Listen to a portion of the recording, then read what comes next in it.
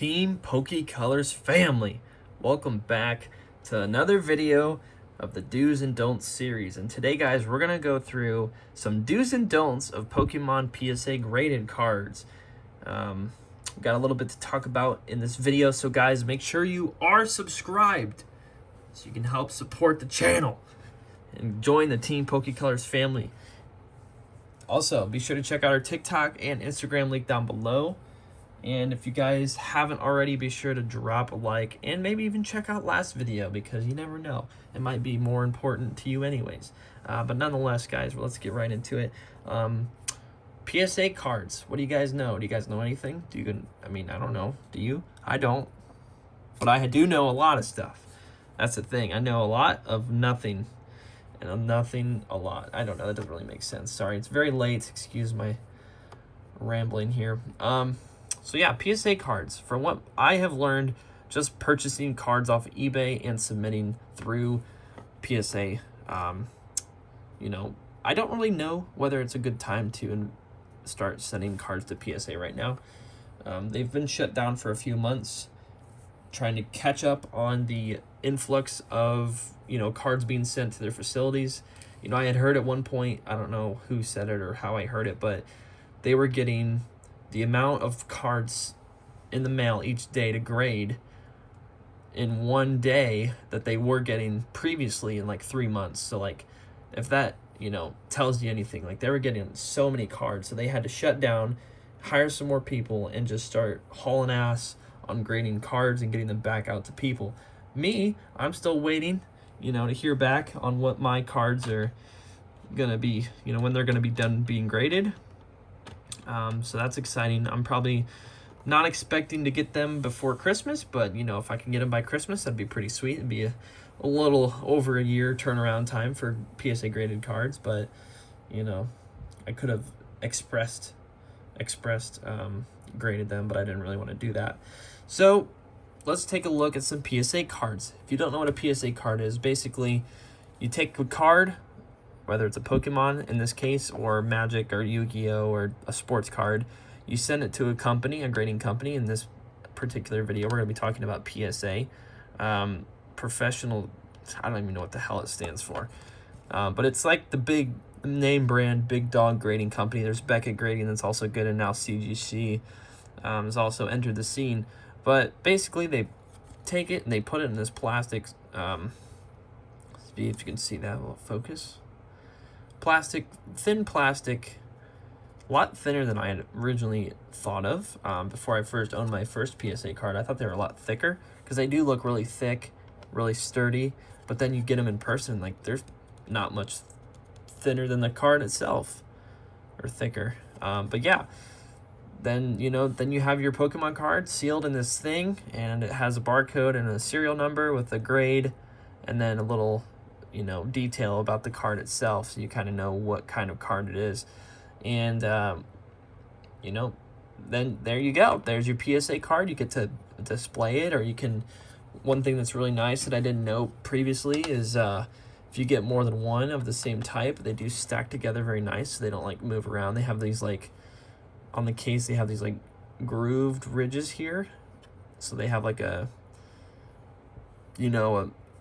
mountain, I guess if you call it, and then a valley on this backside, so they kind of fit real nice together.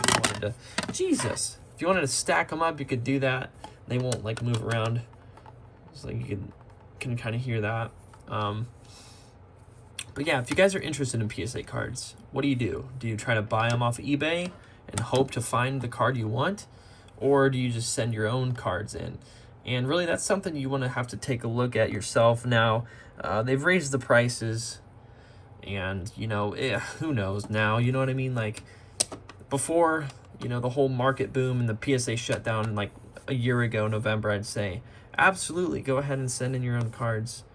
100%, I highly recommend it. Like, I still say that now, but it's more now, it's like, are you planning on buying, or are you planning on like sending a card to PSA to just have it like graded quickly and sent back to you for you to sell, to flip? Because if you're doing that, you're wasting your time, because you're not going to get it anytime soon. Yeah, I sent cards in. think it was actually not even November. Yeah, it was November. November, I got cards that I sent into PSA. I only sent like 9 or 10, I believe. I think I sent 9. Pretty cool cards, honestly. If you guys haven't seen that video of my card send off, it'll be in the top right corner in the eyeball. You can, or the eye. You can check it out there. But yeah, I haven't really gotten those back yet, which is fine. I was sending those away, you know, hoping to get good grades. Obviously, you'd always want to hope for a higher grade, and you know, wasn't trying to flip them, so it's not like I needed them back, you know, within the week. They do offer different pricing for different grading services. Like you can, you know, have this card, if you wanted this card graded within like a week, you can pay like $50 instead of 10 at the time, but I don't know what the prices are now. I haven't really looked into it. Probably more expensive now, as they have had to really buckle down and just kind of increase their grading efforts with all the people wanting to get their cards graded. But if you guys are interested in buying cards that are already graded, like I have, I highly recommend you go to eBay. I wouldn't really go anywhere else because, you know, if you go through PayPal or local meetups, you can get scammed or robbed, or even worse, you know what I mean? Like, you never know what can happen. Some crazy bozo out there with the PSA 9 EX Power Keepers reverse water energy could try to be like, yeah, bro, this thing's like population 2. You know, it's there's only 2 of these in existence. You should give me like $1,000 for it. And then you give them $1,000 and you go home to find out there's like 50 of them, and you got scammed horribly. Yeah, side note, that didn't really happen to me. Just doing a little scenario there to help you guys out, kind of, I don't know, help you out in deciding what you want to do. But personally, I go through eBay, because if you do get scammed, you can get your money back pretty quickly. eBay's really been really good at giving people money back if they've had some issues with like payments and cards and stuff. But one thing I would look for, so first I know it's taken 7 minutes to get to it, but it's, you know what, frig it, dude, it's a longer video. It's a do's and don'ts series. These videos are 20 minutes long anyways. First make sure you look up the card you're gonna buy. So for example, if you're looking at this card on eBay, you're like, wow, look at that, EX Power Keepers, PSA 9, $35. Let me, you know, I want to buy this. You want to make sure you go to PSA's certification number website and type in the number. The cert number is what it's called, and you can see the population report, see if this card is a legitimate card, and never buy a card that somebody has this section blocked out on.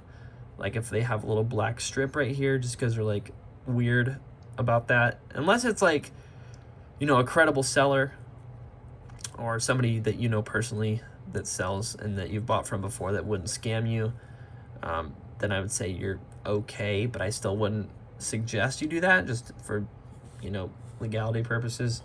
Main reason is because what people will do sometimes with PSA cards is like something like this. They'll just be like, all right, let me just cover this up, and then they'll try to sell you on the population 2, there's only 2 of these in existence, and then, you know, because you don't have this number, you're like, well, yeah, maybe. I don't have a way to look it up because PSA website's really difficult on searching up cards unless you know what you're doing. So, you know, the average buyer that wants to buy a PSA card and doesn't really know much about PSA cards and Pokemon cards in general wouldn't really know how to search for something like this that's a little bit different. But with the number, it makes it real easy. So, you know, that's part of it there too. So yeah, make sure you buy a card that has the visible number, and it helps to have a back picture of the QR code. But for example, if you have an older PSA graded card like this one, you can take a look, and the cert number is actually the order that the card was graded in, if that makes sense. So like this one being older has a low cert number because there wasn't that many graded cards at the time. But then, you know, this one has been, I don't even know what number that is. That's 44 million, and this one's 23 million. So 20 million cards later, and this one came along. So if that makes sense to you guys. So you can tell that the case itself is thicker for sure. The back's different. There's no QR code, just the old school PSA you know, paneling there, which I kind of like. It's pretty cool. Like this, having this in my collection is pretty neat.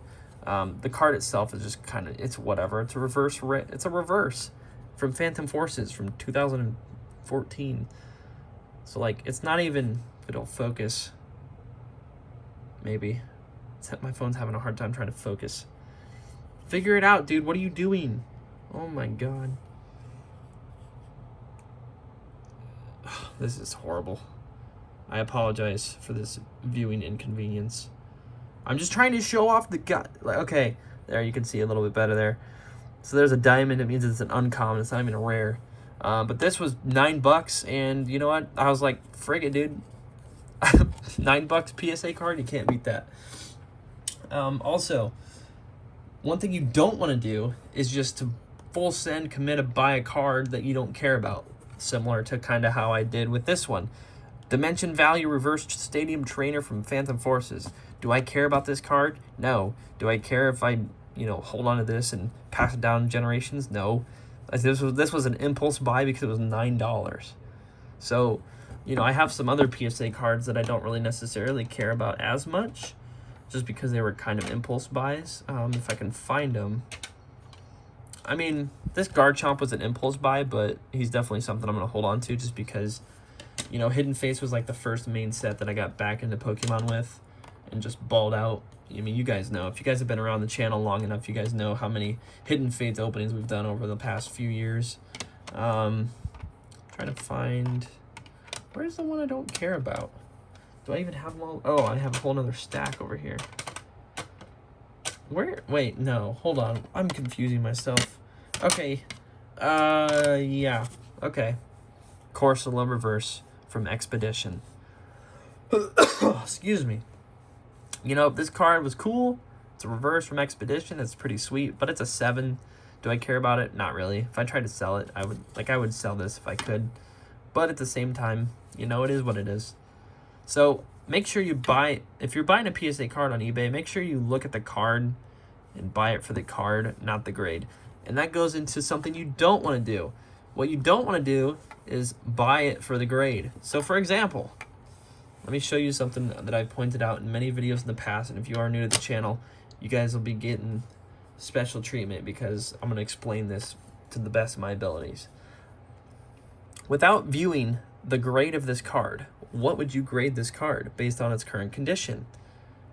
And ignoring the fact that it's from Skyridge, one of the most highly sought after, most expensive sets ever. Take a look at the card, condition-wise. What do you think?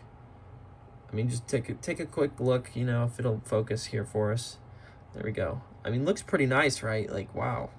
You know, we got, you know, maybe some edge wear here and there. You know, not too bad, though. Front, hollow foil. Not a scratch in sight. Would you guys expect it to be a PSA 6? A PSA flipping 6? Would you? Because I sure as hell wouldn't.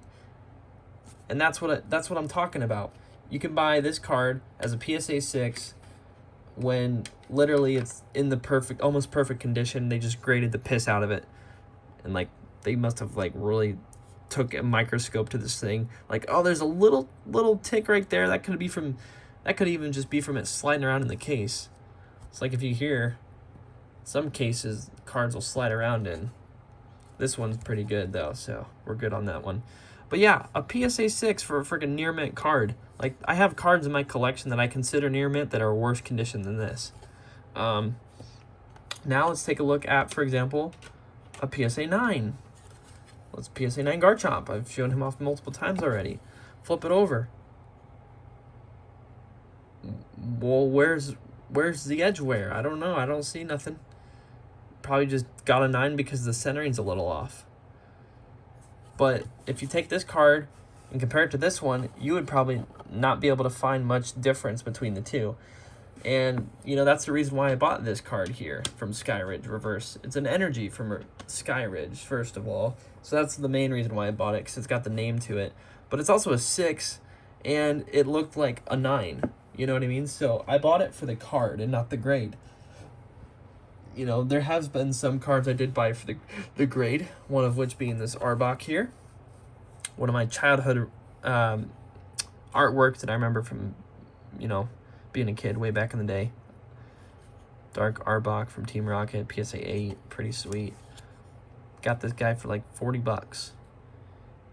Not that it matters that I disclose that information, but I just think it's kind of interesting. Maybe I can, come back to this video in a year from now and see like what it's worth, or see what PSA cards are worth in general. But yeah, PSA 8, it's not that big a deal. I just felt like I wanted to buy it because of the artwork sentimental value. So, buying the card for what the card is and what the card's condition looks like, regardless of the grade, is definitely a good habit when you're searching for cards on eBay. And I would say, unless it's a card that you absolutely have to have, so like for example, this guy here and my other childhood, I want to call them relics, but they're really not relics. They're just cards that were around during my childhood that I remember very vivid artworks. I remember their artworks very, very vividly when I look at them, being a child and all. Because I remember I had this exact card with the reverse spot here with the Pokeball and the, I just remember being a kid looking at this artwork for hours. For whatever reason, I don't know why. It's just something that stuck out to me as a kid. Same thing with this Arbok here. So, these two were buy it now, so I, full sent and bought each one of these. And they actually came from the same seller, which was pretty nice. So I bought each one of these cards as a buy it now, but most of my other cards I've bought from auctions, or one from auctions, like this Garchomp, one that's in an auction. I had a PSA 7 reverse Delta Species Ampharos that I traded to TeamPokeColors member Alex. Won that for $12 in an auction. And most of these other ones I actually have bought. Didn't win by auction, so can't really showcase any more auction cards. Well, yeah, this one here. This old school one here that I really don't care for. Won it in an auction for $9. Saw a PSA card going for really cheap, and I was like, you know what? It's less than what it costs to grade any card. So, I'd say that's a steal and a deal and a half. And that's just kind of where I went from there. So, there's a lot that I need to learn about PSA and PSA cards and when's the good time to grade, because I'm not really into PSA cards too much, other than just buying them whenever I see them and, sending some off myself. So I'm not like a market analyst in terms of PSA grading and when you guys should grade, comparatively speaking, to when you should not grade and just buy off of eBay. But right now prices are probably really low because of the market crash, and not to mention the fact that PSA closed down. So there's going to be a lot of junk slabs coming onto the market that people are going to want to try to flip, but probably won't get the price they wanted, so they'll be willing to settle for less.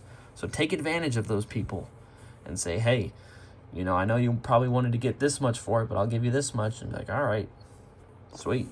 And then you can get the cards you want from there. So that is some do's and don'ts in terms of PSA cards on eBay or in general. If you're just out and about, maybe I know I've been to a couple local card shops that have PSA cards for sale, so kind of do the same, tips and tricks that you learned from this video there too. Check out the cert number. Look at the card condition, not the grade. Kind of go off of those things, and hopefully that can help better guide your PSA collecting journey. But yeah, anyways, guys, thanks so much for watching. Hopefully you learned something from this video. If you did, be sure to smash like, smash, obliterate, abuse, whatever abusive acronym, or not acronym, whatever abusive verb you want to use to portray the like button. Do whatever it is you want to do to the like button. I don't care. And subscribe with notifications so you guys don't miss a future upload. Anyways, guys, thanks so much for watching. This has been yet another episode of the Do's and Don'ts series.